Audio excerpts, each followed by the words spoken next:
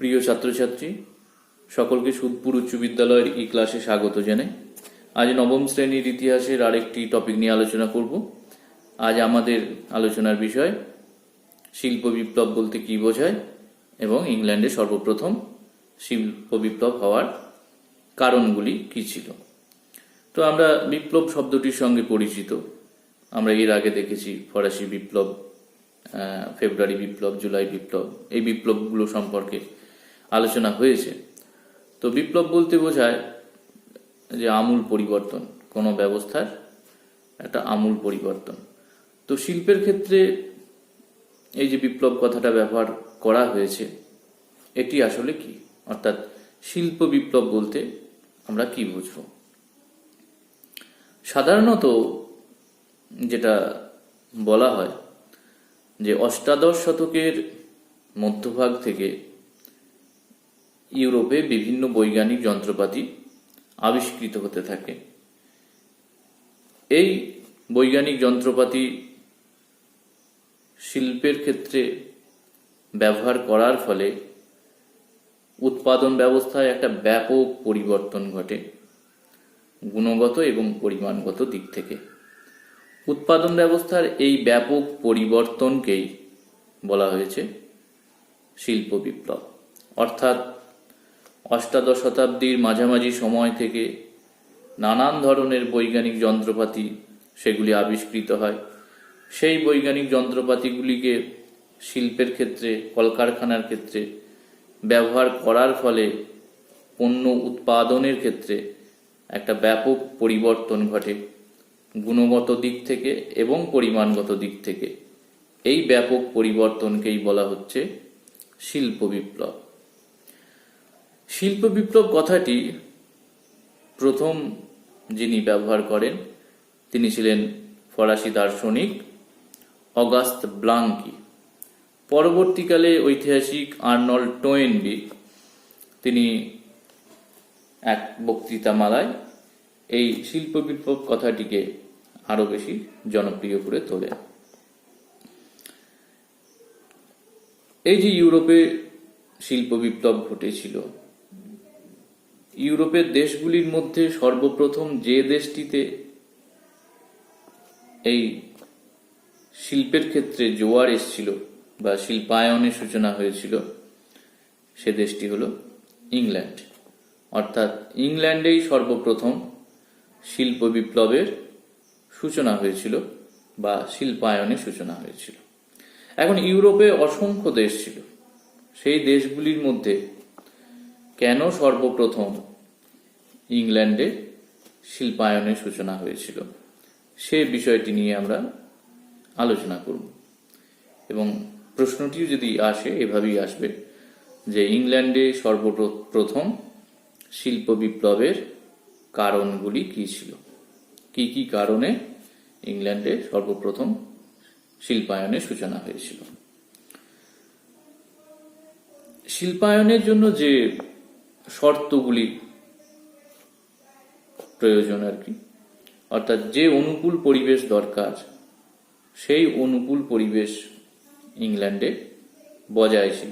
অর্থাৎ শিল্পের প্রয়োজনীয় মূলধন, সুলভ শ্রমিক, খনিজ সম্পদ, কাঁচামাল, বাজার, উন্নত যোগাযোগ পরিবহন ব্যবস্থা, বৈজ্ঞানিক আবিষ্কার, এই সবগুলি ইংল্যান্ডে বজায় ছিল এবং তার ফলে শিল্পায়নের দিক থেকে ইংল্যান্ড অন্যান্য দেশের তুলনায় অনেক বেশি এগিয়ে গেছিল।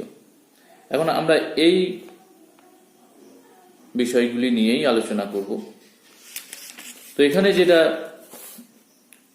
শিল্পায়নের জন্য যেটা সর্বপ্রথম প্রয়োজন সেটা হচ্ছে মূলধন, অর্থাৎ পুঁজি। কলকারখানা গড়ে তুলতে গেলে বা প্রতিষ্ঠা করতে গেলে প্রথম প্রয়োজন হলো মূলধনের, অর্থাৎ অর্থের। ইংল্যান্ড অনেক আগে থেকেই ব্যবসা বাণিজ্যের দিক থেকে উন্নত ছিল এবং ইংল্যান্ডের বণিকরা পৃথিবীর বিভিন্ন দেশে তারা ব্যবসা বাণিজ্যের সঙ্গে যুক্ত ছিল। ফলে এই ব্যবসা বাণিজ্যের সূত্র ধরে ইংল্যান্ডের এক শ্রেণীর মানুষের হাতে বিপুল পুঁজি সঞ্চিত হচ্ছিল। এই পুঁজি তারা একসময় শিল্পায়নের বিনিয়োগ করেছিল, কলকারখানা প্রতিষ্ঠার জন্য তারা বিনিয়োগ করেছিল। ফলে শিল্পের জন্য যে প্রয়োজনীয় অর্থ অর্থাৎ মূলধনের অভাব ইংল্যান্ডে ছিল না, কারণ ইংল্যান্ডে অনেক আগে থেকেই একটা পুঁজিপতি শ্রেণীর উদ্ভব ঘটেছিল। শিল্পের জন্য যেটা আর একটা প্রয়োজনীয় উপাদান, সেটা হচ্ছে তার খনিজ সম্পদ। অর্থাৎ কলকারখানা গড়ে তুলতে গেলে যন্ত্রপাতি দরকার, এবং এই যন্ত্রপাতি নির্মাণের জন্য যে খনিজ সম্পদটি বিশেষভাবে অপরিহার্য ছিল তা হল লোহা। লোহা গলানোর জন্য প্রয়োজন ছিল কয়লার। ফলে ইংল্যান্ডে এই দুটো খনিজ সম্পদ অর্থাৎ লোহা এবং কয়লা এ দুটি পর্যাপ্ত পরিমাণে ছিল। ফলে খনিজ সম্পদের অভাব ইংল্যান্ডে ছিল না। যথেষ্ট পরিমাণে খনিজ সম্পদ থাকায় সেটা শিল্পায়নের ক্ষেত্রে অনেকটাই সুবিধে করে দিয়েছিল। শিল্পায়নের যেটা তৃতীয় উপাদান তা হলো কাঁচামাল, অর্থাৎ শিল্পের প্রয়োজনীয় কাঁচামাল। কাঁচামাল না থাকলে কখনোই পণ্য উৎপাদন সম্ভব নয়। তো ইংল্যান্ডের কাঁচামালেরও অভাব ছিল না।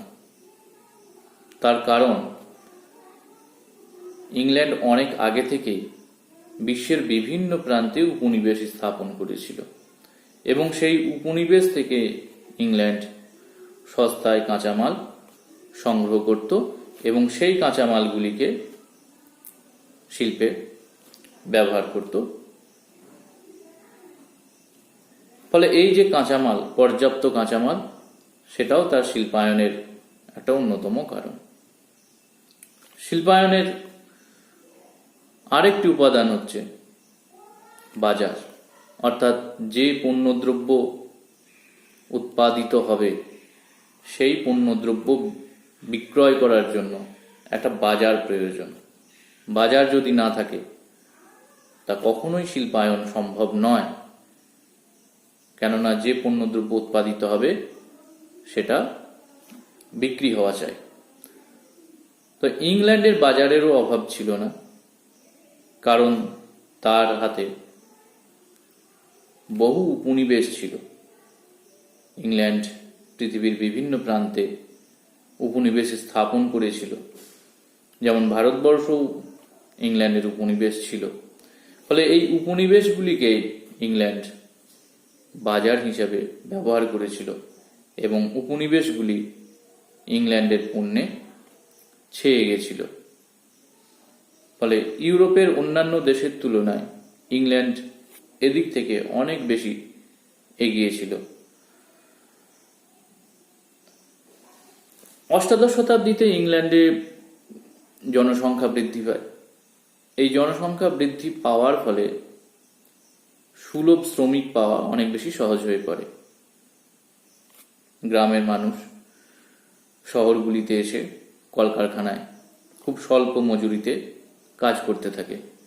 ফলে এই যে শিল্পায়নের জন্য সুলভ শ্রমিক প্রয়োজন ছিল, সেই প্রয়োজনও অষ্টাদশ শতকে ইংল্যান্ডের পক্ষে পাওয়া সহজ হয়েছিল।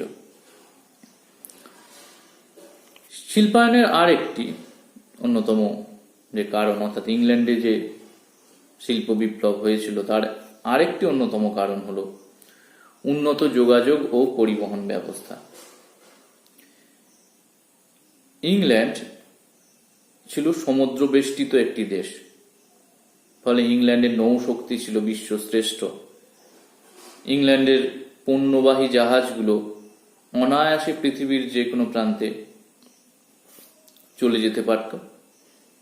ফলে এই যে তার উন্নত যোগাযোগ ব্যবস্থা, এটা শিল্পায়নকে ত্বরান্বিত করেছিল। কেননা উপনিবেশগুলি থেকে কাঁচামাল আনা, আবার পণ্যদ্রব্য উপনিবেশগুলিতে সহজে পৌঁছে দেওয়া যেত এই উন্নত পরিবহন ব্যবস্থার মাধ্যমে। এছাড়া ইংল্যান্ডের উপকূলবর্তী অঞ্চলে অসংখ্য বন্দর গড়ে ওঠে এবং অভ্যন্তরীণ ক্ষেত্রে যে নদী পরিবহন ব্যবস্থা, সেই নদী পরিবহন ব্যবস্থাও ছিল যথেষ্ট উন্নত। ফলে এই উন্নত যোগাযোগ এবং পরিবহন ব্যবস্থা শিল্পায়নের সহায়ক হয়েছিল। শিল্পায়নের আরেকটি অন্যতম কারণ হলো রাজনৈতিক স্থিরতা। অষ্টাদশ শতকে ইংল্যান্ডে একটা রাজনৈতিক স্থিতাবস্থা বজায় ছিল। ইউরোপের অন্যান্য দেশে, যেমন ফ্রান্সের যদি কথা বলি, অষ্টাদশ শতকে বিপ্লবের কারণে একটা অস্থির পরিস্থিতি বিরাজ করছিল। ইংল্যান্ডের ক্ষেত্রে সেটা হয়নি। ফলে এই রাজনৈতিক স্থিরতা শিল্পায়নের সহায়ক হয়ে উঠেছিল। তাছাড়া শিল্পপতি এবং বণিকরা তারা ব্রিটিশ সরকারের কাছ থেকে সহযোগিতা লাভ করেছিল। এই সহযোগিতা শিল্পায়নের ক্ষেত্রে অনেক বেশি একটা সুযোগ সৃষ্টি করেছিল। ইউরোপের অন্যান্য দেশের যারা বণিক ছিল তারা সরকারের কাছ থেকে সেভাবে সহযোগিতা পায়নি। আমরা দেখেছি যে ভারতে যখন ইস্ট ইন্ডিয়া কোম্পানি এবং ইংরেজ ইস্ট ইন্ডিয়া কোম্পানি এবং ফরাসি কোম্পানির মধ্যে যুদ্ধ বেঁধেছিল, তখন ইংরেজ ইস্ট ইন্ডিয়া কোম্পানি আর সরকারের কাছ থেকে অনেক বেশি সুযোগ সুবিধা পেয়েছিল ফরাসিদের তুলনায়। ফলে তাদের পক্ষে ফরাসিদের পরাজিত করে ভারতবর্ষের বাজার দখল করা, ভারতবর্ষে উপনিবেশ স্থাপন করা অনেক বেশি সহজ ছিল। এভাবে ইংল্যান্ডের বণিক এবং শিল্পপতিরা তারা সরকারের কাছ থেকে নিয়মিত পৃষ্ঠপোষকতা পেয়ে আসছিল। এই পৃষ্ঠপোষকতা শিল্পায়নের একটি অন্যতম কারণ। শিল্পায়নের আর একটি অন্যতম কারণ হচ্ছে বৈজ্ঞানিক আবিষ্কার, যেটা না হলে এত সহজে শিল্পায়ন সম্ভব হতো না। তো অষ্টাদশ শতকে ইংল্যান্ডে বিভিন্ন আধুনিক যন্ত্রপাতির উদ্ভব ঘটে, যেমন উড়ন্ত মাকু, spinning jenny, water frame, mule, power loom. এই সমস্ত যন্ত্রপাতিগুলি বস্ত্রশিল্পের বিকাশে সহায়তা করেছিল। এছাড়া বাষ্পীয় ইঞ্জিন আবিষ্কৃত হয়, ব্লাস্ট ফার্নেস আবিষ্কৃত হয়, নিরাপত্তাবাতি আবিষ্কৃত হয়, যেগুলি শিল্পায়নকে ত্বরান্বিত করেছিল। ফলে এই সমস্ত কারণে, অর্থাৎ পর্যাপ্ত পুঁজি, সুলভ শ্রমিক, পর্যাপ্ত খনিজ সম্পদ, কাঁচামালের প্রাচুর্য, একটা বৃহৎ বাজার, উন্নত যোগাযোগ পরিবহন ব্যবস্থা, রাজনৈতিক পৃষ্ঠপোষকতা, উন্নত যোগাযোগ ও পরিবহন এবং বৈজ্ঞানিক আবিষ্কার, এগুলি থাকার কারণে ইংল্যান্ডে সর্বপ্রথম শিল্প বিপ্লবের সূচনা হয়। ইউরোপের অন্যান্য দেশে এই উপাদানগুলির কিছু হয়তো বর্তমান ছিল, কিন্তু সব উপাদানগুলি ছিল না যা ইংল্যান্ডে ছিল।